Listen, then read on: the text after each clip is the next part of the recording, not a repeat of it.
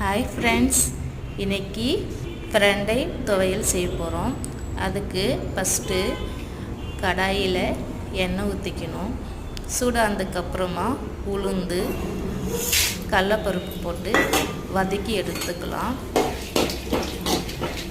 அது வதந்ததுக்கப்புறமா பூண்டு, வெங்காயம், கறிவேப்பிலை இது எல்லாத்தையும் போட்டு நல்லா வதக்கிக்கணும்.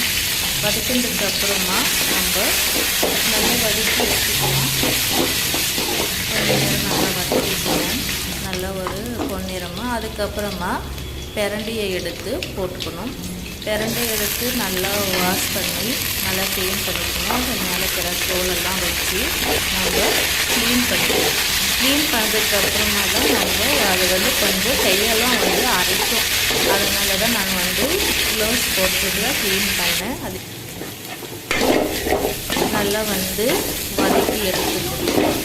அது நல்லா ஆயிலெல்லாம் கையில் அப்ளை பண்ணிக்கணும். அப்படின்னா நம்மளுக்கு அரிக்காது, தினமும் எடுக்காது. அந்த கேப்பில் நான் கொஞ்சம் பாத்திரம்லாம் இருந்துச்சு. பக்கத்துலேயே களியும் வெந்துக்கிட்டு இருக்குது. இன்றைக்கி நான் பிரண்டை சட்னியும் களியும் தான் செய்ய போகிறேன். அதுக்குள்ளே சாமானத்தையும் நான் கழுவி முடிச்சிட்டேன். அதுக்கப்புறம் தேங்காய் ஆட் பண்ணிக்கணும், புளியை ஆட் பண்ணிக்கணும். புளியெல்லாம் ஆட் பண்ணி அதுக்கப்புறமா நல்லா மொறுன்னு வதக்கி எடுத்துக்கணும்.